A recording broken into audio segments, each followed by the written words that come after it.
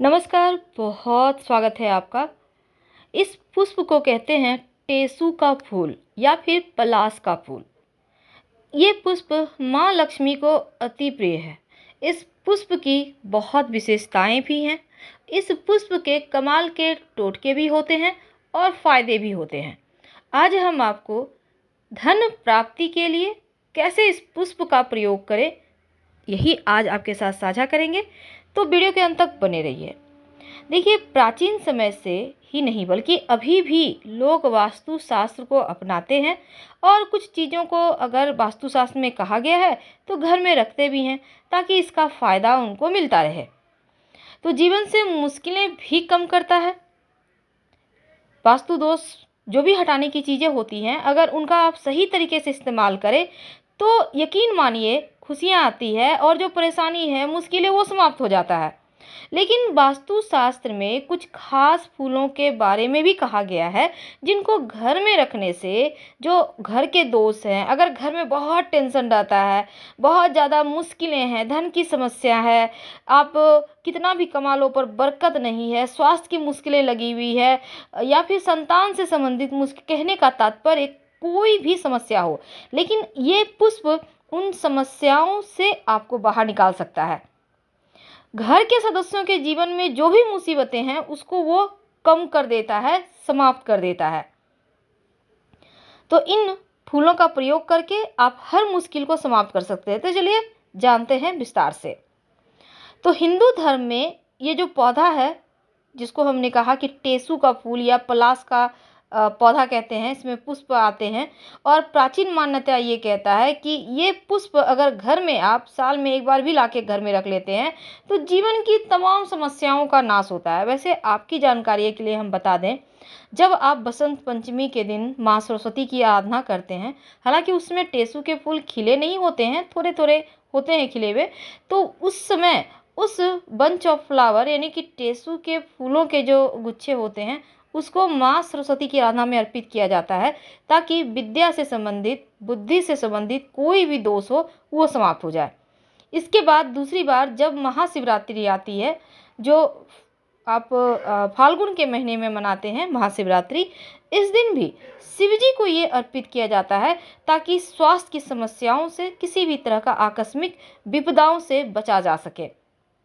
ये पुष्प शिव जी को भी अर्पित किया जाता है। अगर आपको पता नहीं है तो आप पता चल गया है, आप देखिएगा जब भी आप पुष्प लेने मार्केट जाइएगा तो ये पुष्प मिलता है। तो पलाश के पेड़, जिसके फूल को हम टेसू का फूल कहते हैं, इसके ऑरेंज कलर और रेड कलर दोनों ही में ही आते हैं। आप दोनों ही कलर को लाकर घर में पुष्प को लाकर रख सकते हैं।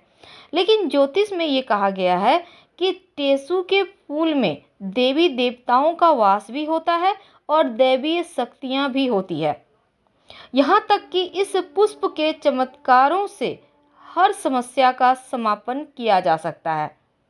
वैसे तो देखिए, टेसू का पुष्प जो है ना, आप जब पेड़ के पास जाएंगे तो बहुत खूबसूरत दिखता है, मन प्रफुल्लित हो जाएगा, आप बिना सेल्फी नहीं रह पाएंगे। लेकिन ये कहा जाता है इसको अगर घर में आप रखें, घर के डाइनिंग एरिया में या कहीं भी आप ला के रख सकते हैं, तो जीवन में सकारात्मक ऊर्जा आती है। और पहले ज़माने में तो इस पुष्प से होली के रंग भी बनाए जाते थे, आपको तो पता ही होगा। तो ये पुष्प जीवन में सकारात्मक ऊर्जाओं को भरता है, उमंग को भरता है। तो अब हम उपाय की बात करेंगे। अगर आप टेसू के पुष्प को किसी भी दिन, अभी की जैसा कि सीजन भी चल रहा है, ये पुष्प आपको आराम से पेड़ों में मिल जाएगा, तो आप पुष्प ले आएँ। कितना लाएंगे? 1 भी ला सकते हैं, 5 भी ला सकते हैं। आपको पेड़ के नीचे बहुत सारे चादर की तरह से गिरे हुए मिल जाएंगे, वो भी आप ले सकते हैं, बस साफ जगह से लीजिएगा। तो टेसू का पुष्प ले आइए और एक नारियल, पानी वाला नारियल लेना है, जटा जिसमें हो, सामने मुख में जहाँ पर आँख होती है ना नारियल के, वहाँ पे जटा होता है, तो आप ले लीजिएगा उस टाइप का नारियल देख के। और ये पुष्प दोनों ही सफ़ेद कपड़े में रखकर उसको धन स्थान पर या फिर अपने घर के पूजा स्थान पर रख दें। यकीन मानिए आर्थिक स्थिति धीरे धीरे ठीक होने लगती है। और ये प्रयोग आप कब करेंगे? किसी भी दिन कर सकते हैं। वैसे आप शुक्रवार के दिन कर लें तो बहुत सुंदर रहेगा। अब देखिए, ये तो था धन की बरकत बढ़ाने के लिए। माँ सरस्वती को तो अर्पित करने के लिए हमने कहा बसंत पंचमी को किया जाता है, शिव जी को किया जाता है, लेकिन आप माँ लक्ष्मी को भी अर्पित कर सकते हैं ये पुष्प किसी भी शुक्रवार के दिन लाकर। माँ लक्ष्मी को अति प्रिय है ये पुष्प। माना जाता है कि अगर माँ लक्ष्मी को आप अगर ये पुष्प अर्पित करें, ज्योतिष कहता है शुक्रवार के दिन माँ लक्ष्मी को ये पुष्प अर्पित करना बहुत शुभ माना जाता है, और इससे ना सिर्फ माँ लक्ष्मी प्रसन्न होती है बल्कि आपके कुंडली का शुक्र भी बेहतर होता है। वही शुक्र जो आपको भौतिक सुख साधन देता है, जो आपके जीवन में लग्जरी लाइफ देता है। अब लग्जरी लाइफ भला किसे नहीं चाहिए, हर कोई चाहता है। भूमि हो, वाहन हो, बड़ा सा बिल्डिंग हो, तो कम से कम इतना तो हो कि लाइफ में कभी किसी चीज़ की कमी ना हो, अच्छा खा लिए, पहन लिए, मस्ती हो गई लाइफ। तो इसके लिए आपको शुक्रवार के दिन माँ लक्ष्मी को ये पुष्प जरूर अर्पित करना चाहिए, ताकि भौतिक सुख बढ़ता जाए, उसकी कभी लाइफ में कभी नहीं हो। अब देखिए, अब हम आते हैं कि किसी को कभी कभी क्या होता है ना, बुरी नज़र लग जाती है। अगर आपको भी लगे, आपको आपके घर में किसी को भी नज़र दोष लग जाता है बार बार, तब इसके सूखे हुए फूलों का प्रयोग कर सकते हैं नज़र दोष से मुक्ति के लिए। कैसे करेंगे? कुछ नहीं करना, जो व्यक्ति को नज़र लगा है उसके बेड के पास थोड़ा सा पुष्प रख दे, और अगले दिन हटाकर उसको पेड़ के नीचे कहीं मिट्टी में, गमले वगैरह में भी डाल सकते हैं, दबा दें। अब आपके घर में कोई लंबे समय से बीमार है, तब पलाश के पेड़ की जड़, याद रखिए जड़, अब उतना बड़ा पेड़ है तो आपको जड़ ज़्यादा नहीं लाना है, आप थोड़ा सा अगर पेड़ के तने के पास से मिट्टी हटाएंगे तो उसका जड़ मिल जाएगा। आपको थोड़ा सा तोड़कर, लेकिन ऐसे मत तोड़िएगा, पलाश के पेड़ को प्रणाम कीजिए, क्योंकि यहाँ माँ लक्ष्मी का निवास है। प्रणाम करके उनसे आप अपना कामना बोलें। कोई बीमार है उसके बारे में बताइए, हम चाहते हैं कि आप हमारे साथ चलें, उनका स्वास्थ्य अच्छा हो जाए। फिर प्रणाम करके थोड़ा सा जड़ में जब आप निकालिएगा तो थोड़ा सा पानी डाल दीजिएगा, नहीं कुछ तो पानी वाला बोतल आपके पास होगा, उसी से हल्का सा डाल दीजिएगा। फिर थोड़ा सा जड़ वहाँ से ले आए, और इसको कब करेंगे? किसी भी शनिवार, रविवार, मंगलवार, ये 3 दिन तंत्र क्रियाओं के लिए अच्छा होता है। तो आप लाकर सफ़ेद सूती कपड़ा में आप इस जड़ को डालकर लपेट कर जो व्यक्ति बीमार है उनकी कलाई में बांध दें। ये प्रयोग आप किसी के ऊपर नज़र दोष है तो उनको भी उतारने के लिए आप कर सकते हैं, उनके कलाई में बांध सकते हैं। कैसी भी बीमारी हो, किसी ने तंत्र क्रिया कर दिया है, टोना टोटका है, या कोई ऐसी बीमारी जो पकड़ में नहीं आ रहा है, बहुत बार बहुत टेंशन हो जाती है, समझ में नहीं आती हुआ क्या, लेकिन वो ठीक ही नहीं हो रहे, तो ऐसा करने से बीमारी से राहत मिलती है। और यहाँ तक कि ग्रहों से जुड़ी समस्याएं, जो अशुभ ग्रह होते हैं ना, उनसे जुड़ी भी कभी कभी समस्याएं बहुत परेशान करती है, तो वो भी समाप्त हो जाती है। ये जो टेसू के पुष्प होते हैं ना, इसको अगर पानी में डालकर उसी पानी से स्नान करें तो गर्मी का एहसास नहीं होता, लू नहीं लगता। गर्मी के दिनों में लू लग जाता है ना। और पत्तों का प्रयोग वैसे तो लोग पत्तल भी बनाने के लिए करते हैं जिसमें खाना खाया जाता है, तो यहाँ पर देखिए टेसू का जो पुष्प है घिसकर, चिकन पॉक्स जो हो जाता है ना, एक बीमारी है आपको पता होगा, रोगियों को लगाया जाता है।